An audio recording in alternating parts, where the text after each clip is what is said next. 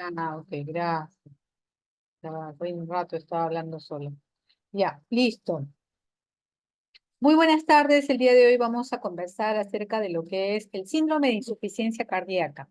Este síndrome de insuficiencia cardíaca es un estado común a muchas entidades clínicas y que no solamente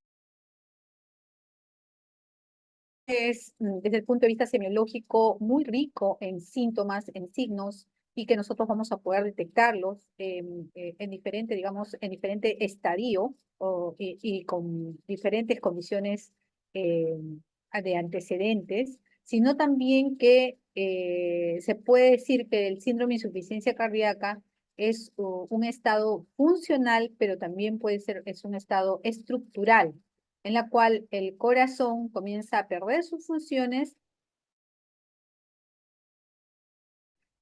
porque hay una patología netamente que está establecida dentro de lo que es, digamos, la anatomía propia de los componentes del corazón, pero también puede ser una alteración funcional netamente, aunque el problema esté en otro lado y no necesariamente en el corazón.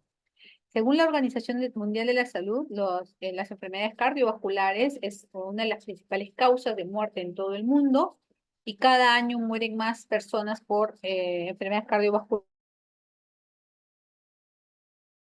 que por cualquier otra cosa. Además, hay un 30% de personas, de las muertes en general, es justamente por enfermedades cardiovasculares. Y como vimos en las estadísticas de la hipertensión arterial, en los países en vías de desarrollo es donde se concentran los mayores casos, ¿no? Entonces, cuando uno ve las diferentes series en diferentes grupos de estudio, pues ve que a más temprana edad, es decir, a partir de los 40 años, otros desde los 35 años, pero en general a partir de 40 años va a aumentar la incidencia de las enfermedades netamente de falla cardíaca, ¿no? Relacionadas en forma directa o indirecta a esta condición de disfunción del corazón.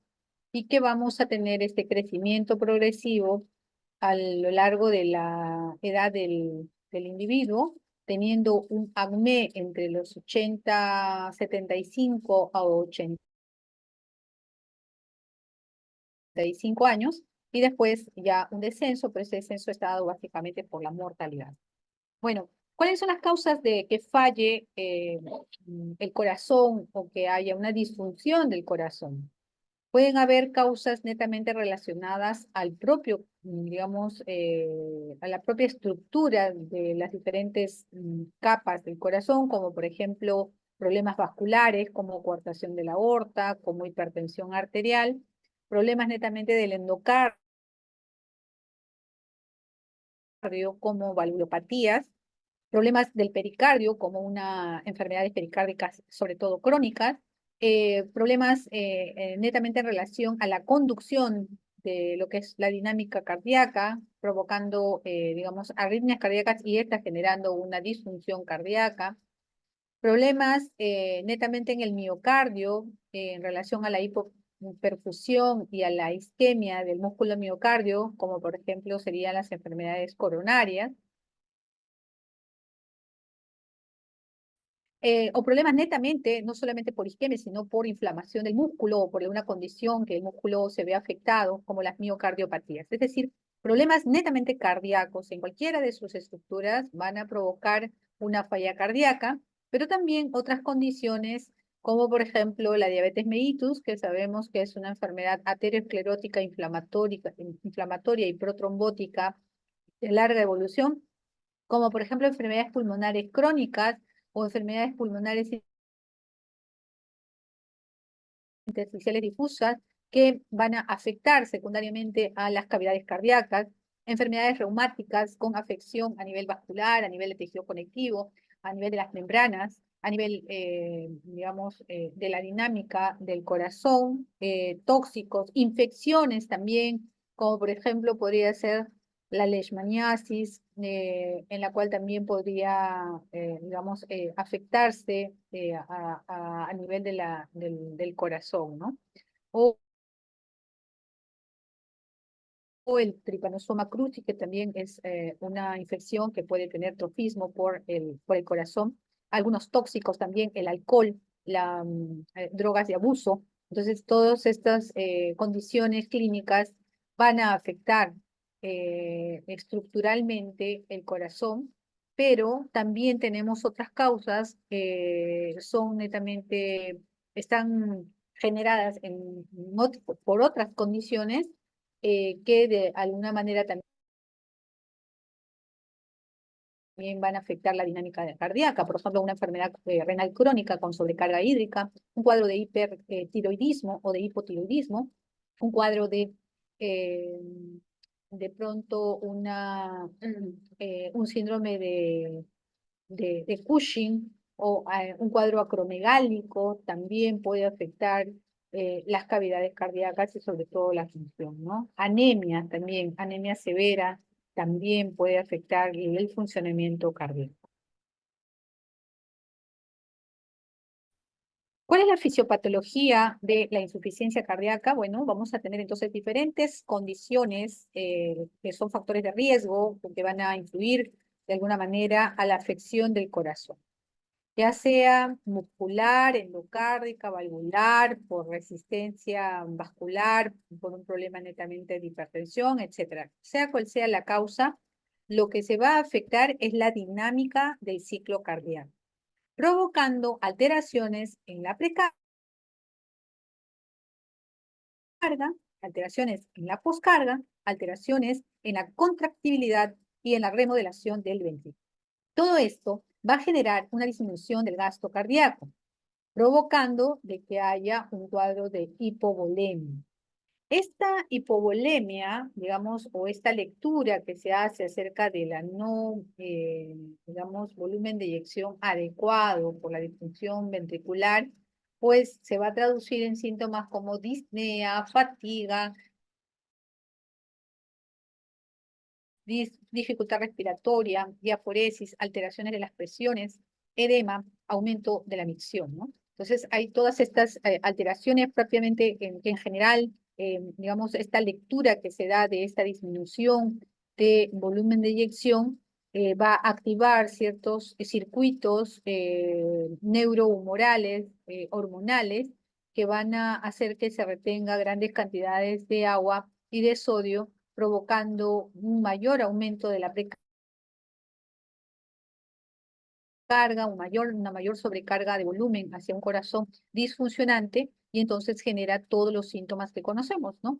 Y si esto ya es muy severo y no hay el fuelle cardíaco para poder eyectar adecuadas cantidades de volumen de eyección, entonces en esos casos habrá un gasto cardíaco disminuido con hipovolemia, compromiso de disminución de flujo plasmático renal, insuficiencia renal secundaria.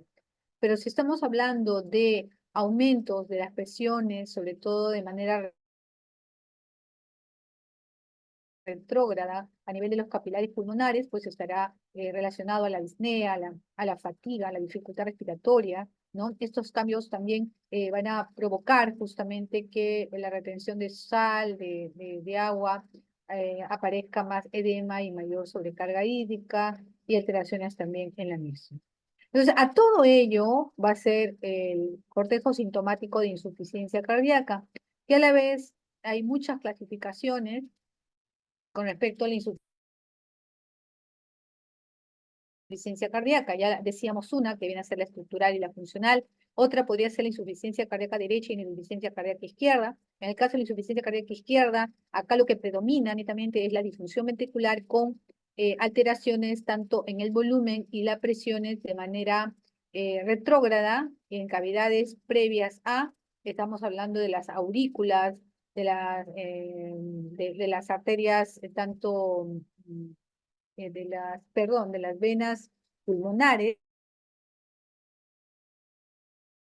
y de los capilares pulmonares, provocando justamente este aumento de volumen, aumento de presión arterial, que comience a haber la disnea, la ortopnea, la disnea paroxística nocturna, la platimnia y esta disfunción ventricular que a la vez hace que haya pobre relajamiento del ventrículo con alteraciones en su perfusión propiamente dicha, pueda provocar la cianosis, el mareo, la fatiga, la eforesis, la presencia de los distractores, la tos nocturna, justamente por esta, digamos, alteración que hay a nivel ventricular izquierdo. Pero por otro lado tenemos la insuficiencia cardíaca derecha, donde aquí lo más importante es el aumento de las presiones venosas sistémicas, con gran aumento de volumen de precarga, y por lo tanto el paciente va a tener edema, ingurgitación yugular, reflujo hepatoyugular, ascitis, hepatomegalia, hipertensión portal. Para ambos, siempre va a haber mecanismos compensadores que, muy lejos de ayudarlo, lo que va a provocar es aumentar mucho más, digamos, el requerimiento que tiene ese músculo para poder enviar adecuadamente la sangre hacia la parte sistémica, y aumentando y sobrecargándose de volumen sobre un corazón que no lo puede manejar, ¿no? Y evidentemente estos mecanismos compensatorios que no han sido, digamos, detectados, que son persistentes, lo que van a llevar es a una falla cardíaca crónica. Generalmente, cuando ocurre estas alteraciones de la falla cardíaca o el síndrome de falla cardíaca, están involucrados no solamente cambios neuromorales, donde van a haber incremento de sustancias vasoactivas, aumento de hormonas que aumentan el sodio, el agua, como en su intento de recuperar volumen eh, a nivel central, sino también algunos otros cambios que provocan alteraciones de la expresión de citoquinas, eh, alteraciones de sustancias proinflamatorias, incremento de sustancias fibrinolíticas, incremento de condiciones apoptóticas, ¿no? Mayor estrés oxidativo. Entonces, todo eso son situaciones que involucran justamente en una condición persistente, recurrente de una falla cardíaca, provocando mayor estrés del miocito, con mayor injuria al miocito y alteraciones de la matriz extracelular, lo cual condiciona un mayor remodelamiento ventricular, y ese mayor remodelamiento ventricular genera otra vez estos mecanismos neuromorales y de apoptosis, de alteraciones proinflamatorias, y en cada circuito, en cada, digamos, venida e ida de estos eventos, pues lo que se va a tener es que va a haber una disfunción eléctrica, ventilatoria, vascular, muscular, renal, hematológica y otros efectos que condicionan la falla cardíaca.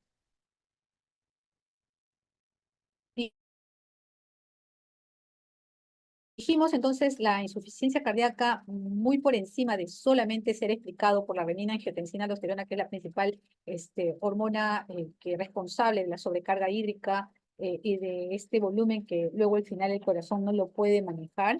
Está también involucrado el sistema nervioso simpático, la arginina vasopresina, la endotelina, la adrenomedulina, sistema de péptidos natriuréticos.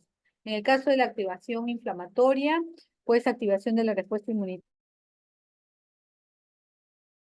de la expresión de mediadores proinflamatorios, activación del sistema de complemento, producción de anticuerpos, sobreexpresión de complejo mayor de histocompatibilidad y moléculas de lesión, y mecanismos en relación a exceso de especies moleculares de oxígeno reactiva, producción de moléculas tóxicas, incremento de ácido úrico, de mieloperoxidasas, que al final lo que traducen es aumentar el estrés oxidativo, ¿no? Y esto se puede, digamos, demostrar en diferentes tejidos,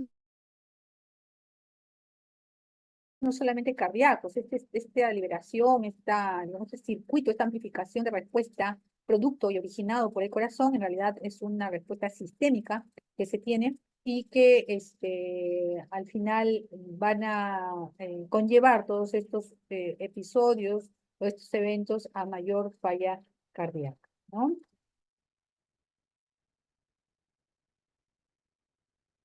Dijimos que una de las moléculas principales que justifican muchos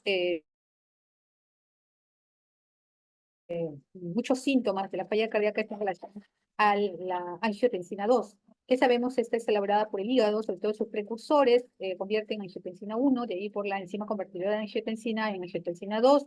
Esta va a actuar a nivel suprarrenal, provocando la síntesis de la aldosterona, y la aldosterona es la responsable de la retención de sodio y de agua, y evidentemente es la responsable del gran volumen que se tiene. Pero además, el mediador de la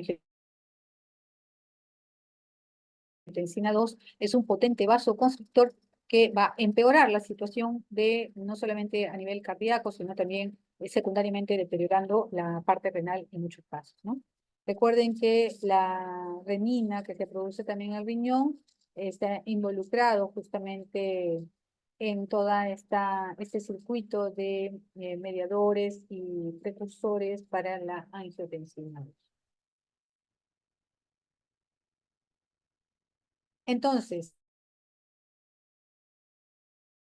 ¿cuáles son los eventos más importantes que nosotros tenemos? Los eventos más importantes está dada por la sobrecarga y adaptación hemodinámica, por el remodelado patológico, por la congestión sistemática, por la alteración o la tormenta de mecanismos neurohormonales y péptidos natriuréticos, y también mecanismos de daño inflamatorio y de estrés oxidativo, ¿no? Cuando vemos la diferencia entre lo que es el infarto de miocardio, cuando vemos la diferencia entre lo que es el remodelamiento tras un infarto de miocardio y vemos el remodelamiento tras una falla cardíaca sistólica, pues vemos que en el caso del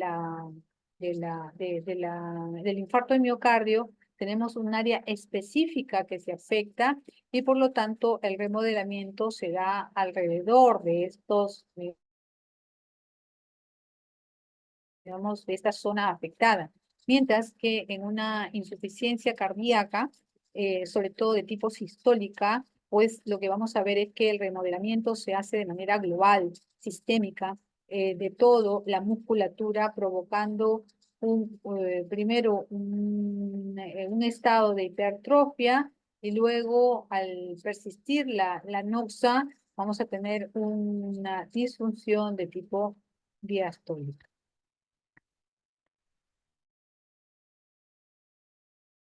Acá tenemos un caso clínico por el cual sería como un ejemplo cómo vendría un paciente. Lógicamente que va a venir no solamente por esto, sino por otros síntomas que lo vamos a ver más adelante. Pero si yo tengo un paciente que tiene un antecedente que es un factor de riesgo para insuficiencia cardíaca o para enfermedades cardiovasculares, evidentemente lo voy a tomar mucho más en cuenta que el motivo de ingreso y la sintomatología que le estoy abordando sea secundario a un evento cardiovascular. Por ejemplo, en este caso, paciente viene con diabetes e infarto de miocardio hace 2 años, y que el motivo de ingreso está en relación a la disnea de esfuerzo progresiva con clase funcional 3. Tiene una medicación habitual con insulina y aspirina, y en el examen físico se le encuentra taquicárdico, bueno, con 92 latidos por minuto, está con una presión de 130/70, hay ingurgitación yugular, venosa, crepitantes en ambos campos pulmonares y desplazamiento del choque de punta, así como edema de miembros inferiores. Bueno, con este cuadro clínico estamos viendo que es un paciente mayor con dos condiciones de riesgo, el ser diabético y el haber tenido una enfermedad coronaria aguda, que ingresa básicamente con hallazgos muy importantes, en el sentido de que viene porque hay disnea de esfuerzo y porque en el examen físico se le encuentra ingurgitación yugular, se le encuentra crepitantes bilaterales y desplazamiento de choque de punta con edema, ¿no? Todo en relación a un síndrome de una insuficiencia cardíaca.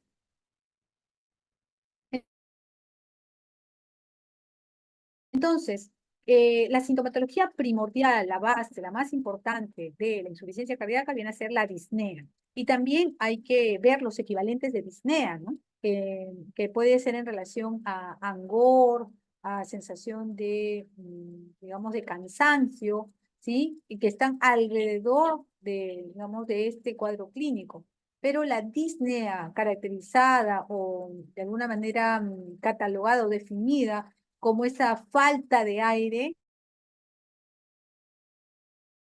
es lo que predomina en estos casos. Entonces tenemos clase 1, clase 2, clase 3 y clase 4, según el NIHA, que es la Asociación de Nueva York de Cardiología, y en la cual la clase 1, el paciente no va a tener limitación, las actividades físicas son habituales, no le van a causar disnea, cansancio o palpitaciones. En la clase 2 hay una ligera limitación de la actividad física, el paciente está muy bien en reposo, pero sin embargo cuando hace una actividad física habitual le va a causar disnea, cansancio o palpitaciones o que son los equivalentes que les estaba mencionando. En el grado 3, la limitación es marcada de la actividad física, el enfermo está en reposo, pero cuando tiene actividades menores le va a causar síntomas. Y en la clase 4 hay incapacidad de cualquier actividad física sin síntomas, los síntomas están presentes, incluso en el reposo, con cualquier actividad se van a incrementar, ¿no? Entonces, todo paciente que viene por disnea, que estamos nosotros valorando la parte de la falla cardíaca, debemos de asumirlo como que es una expresión de una insuficiencia cardíaca y debemos de clasificarlo de acuerdo a esta escala de Mija.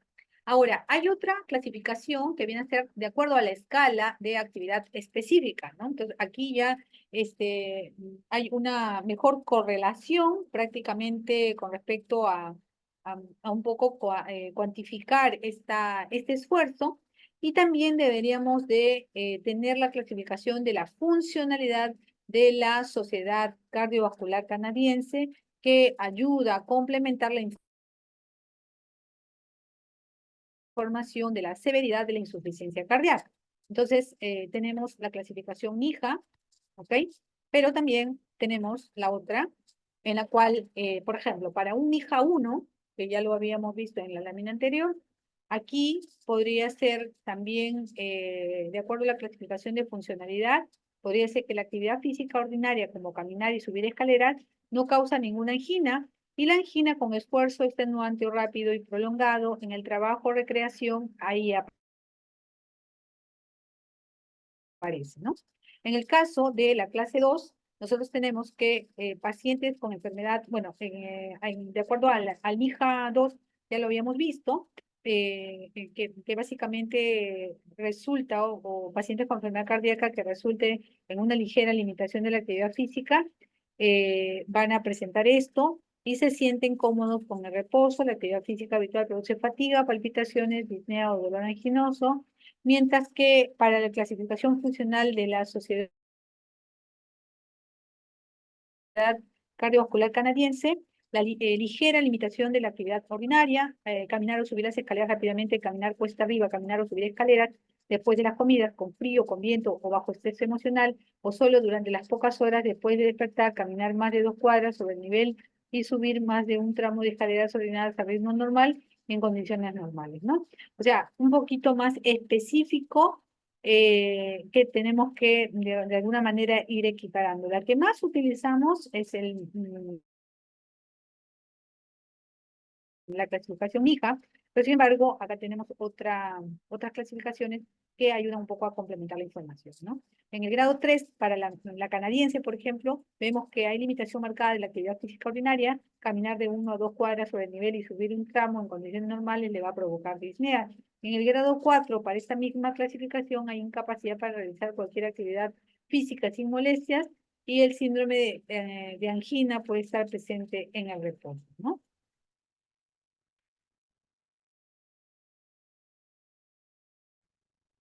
Eh, También se habla de lo que son etapas, ¿no?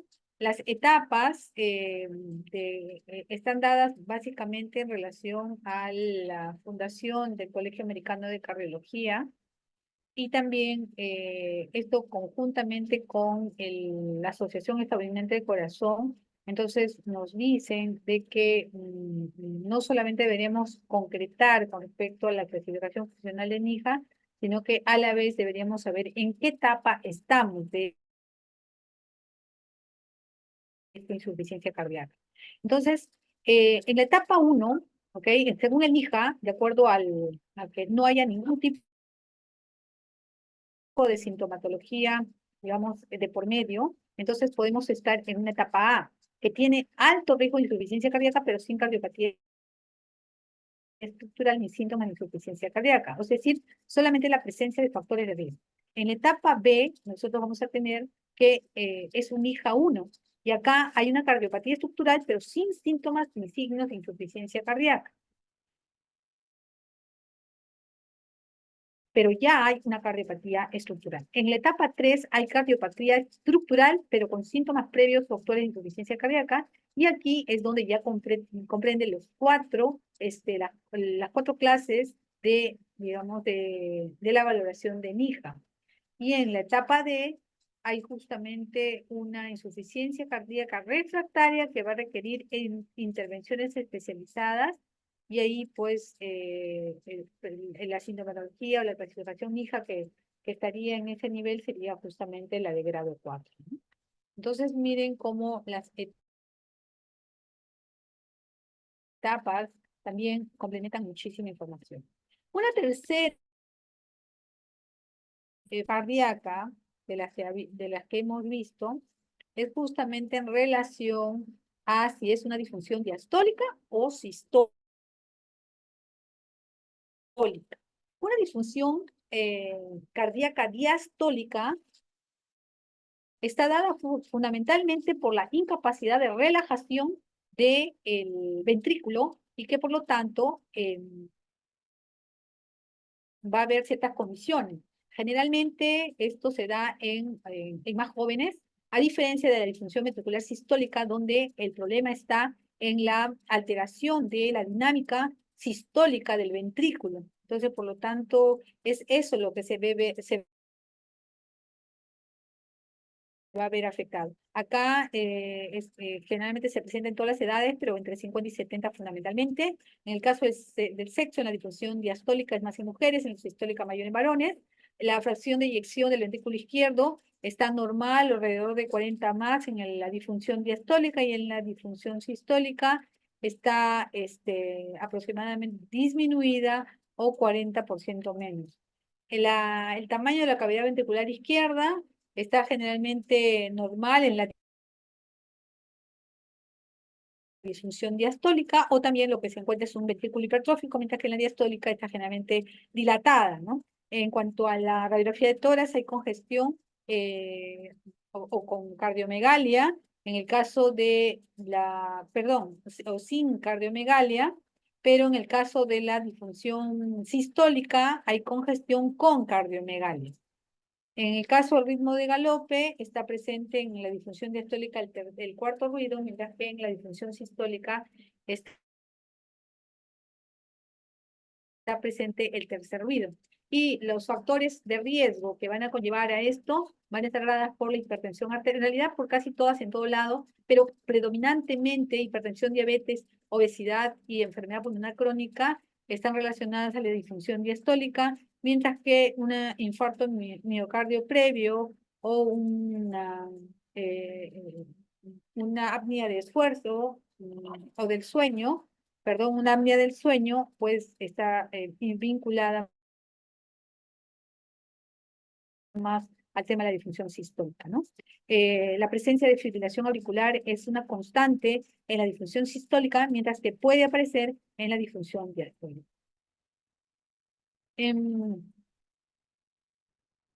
Otra valoración que quería hacer notar con este cuadro es el tema de cómo los síntomas y los signos están, digamos, involucrados en los diferentes fluxogramas o diagramas que se realizan en la parte clínica de la insuficiencia cardíaca, de tal forma que vemos que hay algunos síntomas, algunos signos que tienen una baja especificidad, pero una alta sensibilidad, como por ejemplo el edema periférico, la fatiga, la disnea paroxística nocturna o la disnea de esfuerzo y la ganancia de peso, mientras que una alta especificidad y una baja sensibilidad vendría a ser la disnea paroxística nocturna, vendría a ser la ortopnea, el tercer ruido, el pulso alternante, que también están dentro de la sintomatología que está consignada, ¿no? ¿Quién más está involucrado en los hallazgos, digamos, de clínica, los hallazgos clínicos de la insuficiencia cardíaca? Está involucrado la participación del sistema nervioso, ¿no? Con su actividad simpática, parasimpática, y cómo tiene una red de comunicación con todo lo que ocurre alrededor de la dinámica de la renina, angiotensina, aldosterona, pero por sobre todo tiene mucha comunicación con lo que es la actividad vasoactiva y el compromiso a nivel de los vasoreceptores en el corazón y en los grandes vasos.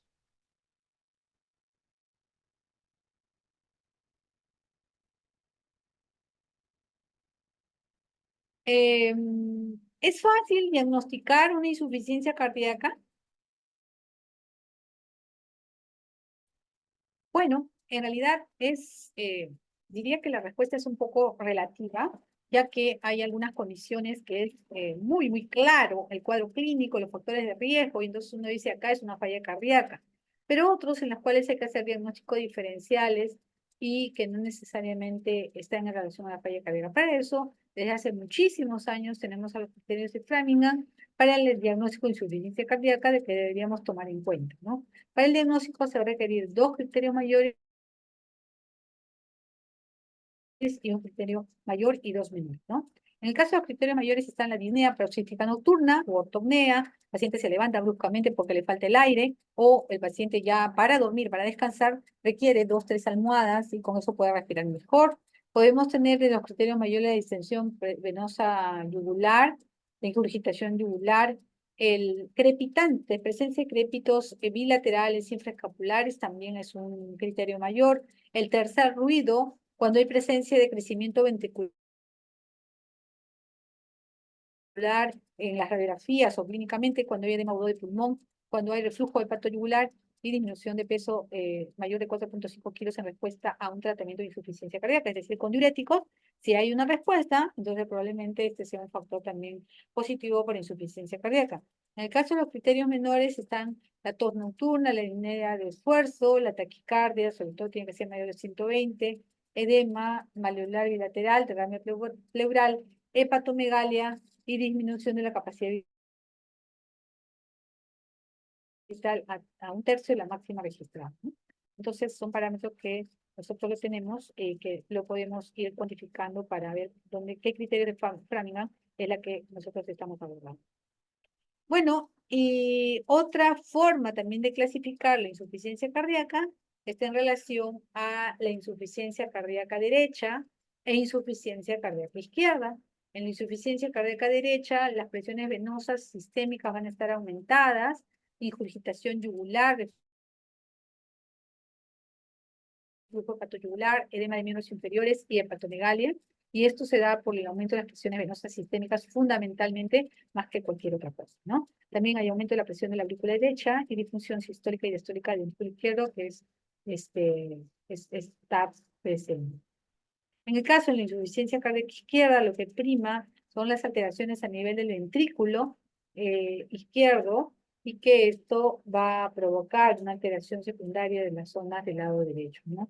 Provocando hipertensión pulmonar y aumento de las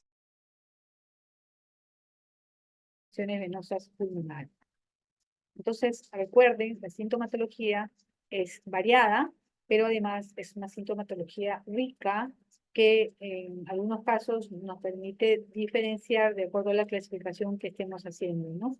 Pero ya ven que a lo largo de toda la presentación hemos visto varias formas en las cuales no solamente se encasilla un solo término, sino también podríamos, para comprender la parte fisiopatológica, expresar en varios tipos, ¿no? La derecha, la izquierda, la disfunción sistólica, la disfunción diastólica, el tema de tener una insuficiencia cardíaca con gasto alto, con gasto bajo, todo eso permite valorar para una oportunidad de diagnóstico y tratamiento. Bueno, si hubiera alguna pregunta hasta acá, con todo gusto, o si no, pasamos a la siguiente. Todo claro, doctora. Ya, gracias. Ahora nos vamos al síndrome de enfermedad periférica o síndromes vasculares periféricos, ¿no? Bueno, ¿cuáles son digamos, de qué está formado todo lo que es el sistema vascular periférico? Bueno, el sistema vascular periférico está dado por las arterias y las venas, pero también por los conductos linfáticos. Sin embargo, las arterias y las venas son los encargados mayoritariamente de toda nuestra actividad funcional, estructural, de no solamente llevar oxígeno, nutrientes, sino que además nos ayuda a la, digamos, al tema de recolectar agua, líquidos y también la distribución de los mismos, ¿no?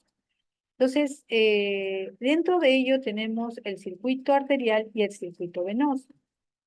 En el caso del circuito arterial, es importante saber de que la función importante que tienen esas arterias es de llevar los nutrientes, el oxígeno y los líquidos a nivel periférico, es decir, lleva a los diferentes órganos y tejidos. Las venas lo que más bien hace es transportar todos los productos de desecho hacia el corazón y de ahí distribuirlo a las zonas de eliminación. En el caso de los linfáticos, ya saben que son los conductos que nos permiten responder de manera funcional a la parte de lo que es el sistema inmunológico, ¿no? Entonces, ¿qué consideraciones debemos de tener en la historia clínica? En la historia clínica, primero, preguntar sobre la edad del paciente, el sexo y la ocupación, que tiene que ver muchísimo en el caso de la edad. Por ejemplo, sabemos de que las personas mayores tienden más a tener más cuadros de ateroesclerosis, ateromas, y por lo tanto hacen más cuadros de insuficiencia arterial periférica. Los pacientes, las pacientes mujeres tienden a tener más enfermedades venosas periféricas, de insuficiencia venosa, distrofias venosas a nivel periférico. Además son las que utilizan los anticonceptivos orales y por lo tanto pueden provocar fenómenos trombóticos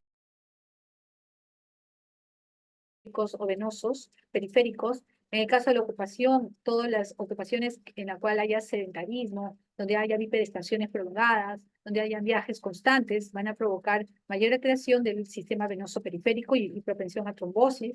Es importante incidir en el motivo de consulta para ver si es que lo que se trata es una enfermedad periférica de tipo arterial o de tipo venoso. De tipo arterial en relación a síntomas que me expliquen hipoperfusión, hipoxia, isquemia a nivel periférico, y en el caso del venoso, estar alertas de una incompetencia venosa porque no se lleven los productos de desecho hacia arriba y por lo tanto se estanque y por lo tanto haga más que nada edema, ¿no? Alergias a medicamentos y medicación habitual, muchos medicamentos pueden provocar alteraciones protrombóticas, ¿no? Provocando justamente la protrombosis y enfermedades venosas en relación a ello. Alteraciones de tanto de la venodilatación como de la dilatación arterial o por lo contrario, que provoca mayor tono a nivel vascular, ¿no? Antecedentes patológicos generales y cardiovasculares que hagan relucir el hecho de que el paciente, por ejemplo, es hipertenso, fumador, diabético, que son condiciones de riesgo para enfermedades ateroscleróticas periféricas, factores de riesgo para enfermedad, digamos, venosa, y también, no solamente la arterial, sino también venosa. Por ejemplo, pacientes en las cuales son sometidos a actos quirúrgicos prolongados, entonces pueden tener, si ya de por sí tenían una enfermedad venosa periférica, pueden tener predisposición a tener trombosis venosa. En el examen físico, incidir sobre los pulsos, sobre la temperatura de la piel, sobre las características tróficas de la piel, sobre todo en los miembros inferiores, en las zonas distales de los miembros superiores. Hay que valorar el estado de hidratación, la conciencia. En el examen pulmonar, estertores, ya que también, no solamente como causa, sino también como consecuencia, sabemos que las trombosis venosas profundas pueden provocar cuadros de tromboembolia pulmonar, ¿no? Al examen abdominal también debemos incidir en lo que es cicatrices, masas, por si ya ha habido alguna intervención quirúrgica previa acerca de lo que es el abordaje vascular. También ver si es que son pulsátiles, si es que hay peritonismo, soplos abdominales y síntomas neurológicos para poder valorar si es que hay enfermedades cerebrovasculares que también sean, digamos, una expresión de una enfermedad común aterosclerótica. ¿Qué ver en la piel de que en la piel, digamos, en una enfermedad vascular? Primero, el color del color de la piel, la pérdida de pelo, de vellos en las piernas y pies, lo cual me dice que hay un cuadro de hipoperfusión a nivel distal, alteraciones unguiales, sobre todo viendo el relleno capilar y ver la capilaridad justamente de estos vasitos pequeñitos, lesiones en los dedos, úlceras en piernas, en pies, algunos marcadores de resistencia de insulina, como por ejemplo la lipodermatoesclerosis, o ver si es que hay presencia de procordomas, de esclerodema, es decir, algunas condiciones metabólicas previas que pueda tener el paciente, existencia o no de pulsos y SOP. Entonces, el sistema venoso periférico, muy distribuido, muy amplio, que tiene circuitos colaterales, tiene circuitos profundos, tiene circuitos superficiales, entonces todo ello ayuda a ver justamente el contexto de las alteraciones de este sistema. En el caso de las arterias, en el caso de las arterias también nosotros tenemos que aprender a reconocer la sintomatología alrededor justamente de ella, ¿no? Por ejemplo, ¿qué factores están contribuyendo a lo que es, digamos, en el sistema venoso de que siempre se retorne sangre a nivel central hacia la bomba cardíaca? Uno, que es cuando hay un adecuado balance entre las influencias centrífugas y las influencias centrípetas. Por ejemplo, las influencias centrífugas tenemos de que todo lo que hace que la sangre se quede abajo, se estanque y no se propulse hacia arriba. La gravedad, la presión abdominal, compresiones extrínsecas, la elasticidad, la distensibilidad, la colapsabilidad, la longitud de recorrido, etcétera. En el caso de las influencias centrípetas, es decir, todo lo que hace que más bien suba la sangre es cuando hay un sistema de aspiración cardiopulmonar, con cada bombeo hay esta posibilidad, aceleración de la venomotricidad, pulsaciones de las arterias, que al estar conjuntamente con la vena hace que estos impulsos hagan que la sangre se vaya hacia arriba, actividad musculares, valvulares, propulsión, ya sea a nivel de los capilares o anatomóticas, y también en cada movimiento con el aplastamiento de esponjo plantar al momento de que se camina. Entonces, todo eso son digamos, factores que contribuyen a que haya un mejor circuito venoso. ¿Cuáles son los síntomas y los signos? En realidad, los signos y los síntomas son comunes, tanto para enfermedades vasculares periféricas tipo venoso y de tipo arterial, pero hay diferencias en su caracterización. Dentro de los síntomas y signos están el dolor, los calambres, la parestesia, las úlceras, los edemas, y de las cuales vamos a hablar alguna diferencia, ¿no? En el caso del dolor, para los dolores venosos, estos están acompañados de ver en las piernas sobre los complejos varicosos extensos. También puede haber trombosis, es decir, presencia de coágulo dentro de las cavidades venosas. Para ello hay el signo de la pedrada y el signo de Homan o signo de Olon, que es lo que va a caracterizar estos cuadros de trombosis venosa profunda. El paciente camina o está haciendo algún esfuerzo o está en reposo y de pronto siente como si fuera una piedra que le han tirado en la zona de la pantorrilla o en la zona del muslo donde esté la zona de la trombosis. Esto va a provocar un dolor muy intenso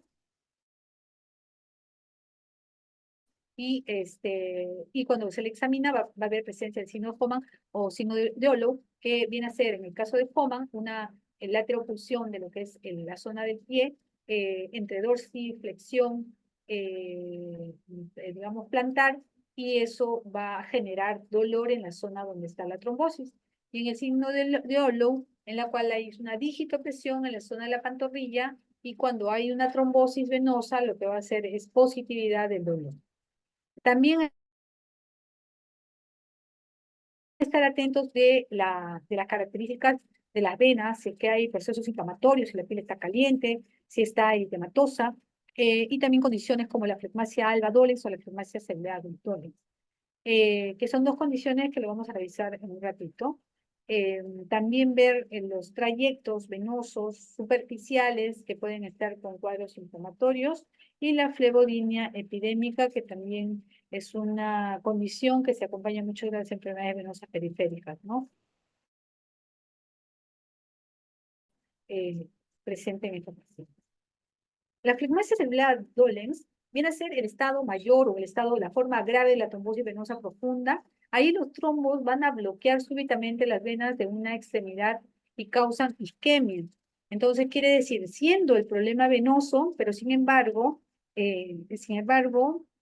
esto va a hacer de que cuando haya el trombo y bloquee súbitamente digamos, el flujo de sangre de la vena, entonces lo que va a ocasionar es que va a haber una distensión debido a que va a haber un stop y va a haber salida de líquido hacia la zona del intersticio. Entonces, esta disminución, digamos, de flujo y este aumento de volumen de líquido en el intersticio hace que también haya una alteración de los vasos que están conjuntamente con esta vena, provocando de que haya una hipoperfusión de todo ese segmento alrededor de la trombosis. Entonces, hay formas de presentación de este cuadro. Entonces, al haber hipoperfusión, lo que va a haber es cianosis, frialdad distal, va a haber cambio de la temperatura, ¿no es cierto? Y va a haber dos condiciones, la flegmasia alba dolens y la flegmasia ceruleada dolens. En la flegmasia alba dolens hay la trombosis venosa profunda, pero con venas colaterales permeables, es una fase pálida, y la flegmasia ceruleada dolens con trombosis venosa profunda, comprometiendo también las venas colaterales, que es la fase cianótica. En este caso, recordar también que la flegmasia ceruleada dolens digamos, la fase reversible de este tipo de eventos, y en el caso de la gangrena venosa, ya es cuando ya hay gangrena venosa, ya estamos hablando de una fase irreversible, ¿no?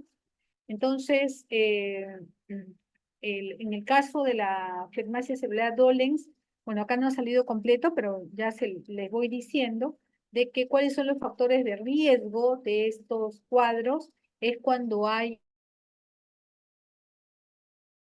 una neoplasia maligna. Cuando hay una neoplasia maligna y ustedes tengan un cuadro de trombosis venosa y que de manera, digamos, evolutiva, comienza el paciente a tener cambios de trastornos de hipoperfusión periférica de tipo arterial, entonces ahí ustedes sospechen que pueden estar frente a esta condición médica, pero también hay otras condiciones como la trombocitopenia, el cateterismo o procedimientos vasculares venosos, o también inducida por el uso de heparina,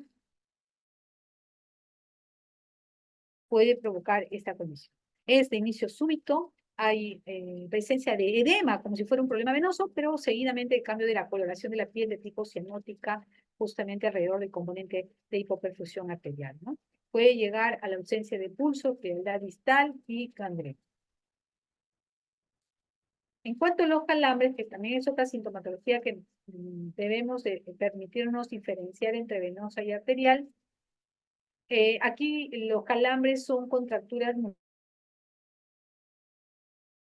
musculares involuntarias y dolorosas, pero son de corta duración, pueden durar de minutos, horas a días, y se presentan localizadas en las áreas donde están afectadas justamente estos problemas venosos, y al levantarse el paciente es donde presenta en mayor cuantía, ¿no? Después de haber estado pues el día anterior en reposo, entonces eso hace que cuando se levante comience a presentar. En caso de las úlceras, estas úlceras que son de tipo venoso, en donde se conceptúa como que úlcera toda pérdida de tejido, se va generalmente la epidermis y deja cicatriz. Esta úlcera varicoso venosa se produce por la éstasis de la vena y se localiza generalmente en la zona malar interna. Suelen no ser dolorosas, de bordes irregulares, sucios, un aspecto bastante dismórfico, con una piel escamosa, seca, dismórfica, distrófica alrededor de esa úlcera.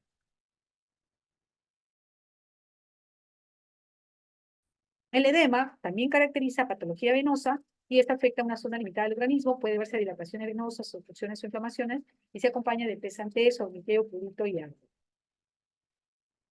Hay pruebas para determinar si estamos frente a una insuficiencia venosa, sobre todo en el lado profundo, y es, por ejemplo, se le hace una ligadura a nivel de la zona, digamos, proximal del muslo, y ahí lo que se va observando es que tras la ligadura va a provocar un dolor en esa pierna. También, si hay desaparición de las varices, indica que las válvulas de las venas comunicantes son competentes y el sistema venoso profundo es permeable. Las varices, si no desaparecen, indican incompetencia valvular y por un momento el volumen de las varices indica incompetencia valvular de la vena comunicante y obstrucción del sistema venoso profundo. ¿Para qué utilizan esta prueba, la de Pertes? Es para determinar la posibilidad de cirugía en el caso de que el paciente tenga una enfermedad varicosa recurrente. El signo de Homan y de Olo, que es lo que les estaba mencionando, la dorsiflexión del pie, generalmente esto responde al signo de Homan, y cuando hay la digitopresión de la zona del muslo, al signo de Olo. En el caso del sistema arterial periférico, ¿no es cierto? A estar atento del registro de las arterias. Ahí la fisiopatología está dada básicamente por el grado de distensibilidad del vaso, así como de las características de volumen y de presión, que tiene que ver con la compliance, y en el caso de las paredes, que tiene que ver con la distensibilidad del vaso, ¿no? Y de acuerdo a ello, nosotros vamos a tener todas las variantes de las características del pulso. Otra alteración que también es muy característica del dolor arterial es que es un dolor que responde a lo que nosotros llamamos la claudicación intermitente, en la cual el paciente, tras caminar determinadas distancias, aumenta el requerimiento oxigenatorio de la musculatura y como hay una insuficiencia arterial y la demanda de oxígeno no ha sido cubierta porque aumenta la necesidad, entonces el paciente se detiene para poder calmar el dolor y luego otra vez vuelve a presentar la caminata y vuelve a presentar el dolor, con lo cual se va deteniendo, ¿no? Se agrava con la elevación de las piernas y generalmente es unilateral. Recuerden que mejora mucho estos eventos arteriales cuando se coloca la pierna por debajo, ¿no? Mientras que las alteraciones venosas empeoran cuando están las piernas abajo y tienen que subir sus piernas. La oclusión arterial crónica se va a presentar con dolor tipo claudicación intermitente y esta se va a caracterizar por la sensación dolorosa en los músculos de las piernas que progresan a la sensación de calambre, ¿no? Casi siempre va a ser desencadenada por el esfuerzo y va a calmar con el reposo. Es decir, esta presencia de síndrome de claudicación intermitente se ve fundamentalmente en las oclusiones arteriales crónicas. En el caso de los calambres arteriales, entonces estas se presentan en reposo, puede ser diurno o nocturno, y el paciente manifiesta alivio al colgar las piernas a un nivel por debajo del corazón. En el caso de otras características que tienen las arterias, comienzan a haber paresteses, estos son debido a las alteraciones sanguíneas de los nervios, indica patología arterial crónica, y acá las parestesias tienen una sensación como de urente, quemazón, punzante, con sensación de hormigueos y corrientes en la de localización distal. ¿Qué característica tiene la úlcera arterial? Es una úlcera que va a ser producida por isquemia y traumas, es de presentación distal, es generalmente dolorosa, los bordes bien lisos y definidos, con lecho rojizo y seco, no suelen sangrar y la ubicación frecuente es malular externo. En cuanto a los pulsos periféricos, no se olviden de siempre ver el tema del registro de la amplitud de los pulsos, que es algo que va a caracterizar de acuerdo a la arteria, el grado de insuficiencia arterial periférica, debido a que pueden haber ondas que ya no sean, digamos, que sean ondas que me traduzcan que hay una alteración de la circulación a esos niveles, ¿no? Por mayor arteriosclerosis, por mayor compromiso arterial. Y ahí, por ejemplo, tenemos que vamos desde la arteria carotidia, la arteria humeral, la radial, la femoral, la poplitea, la pedia, la tibial posterior, y estas deben de ser registradas a través de cruces, ¿no? Para poder ir documentando dónde está la alteración. Recordar la técnica de los pulsos, siempre es siguiendo el recorrido de la arteria, siempre hay que darle la interpretación, sobre todo cuando nosotros estamos valorando de que el paciente tiene factores de riesgo y encima la sintomatología se ajusta a un cuadro de insuficiencia arterial periférica. Bueno, eso sería todo. No sé si ustedes tienen alguna duda.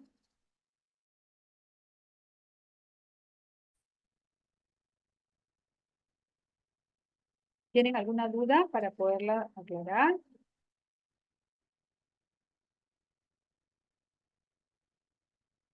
No, doctora, todo claro. Ok, listo. Entonces, con esto estaría completando las 4 clases, ¿ya? Listo, nos vemos. Cuídense. Gracias, doctora. Gracias, doctora.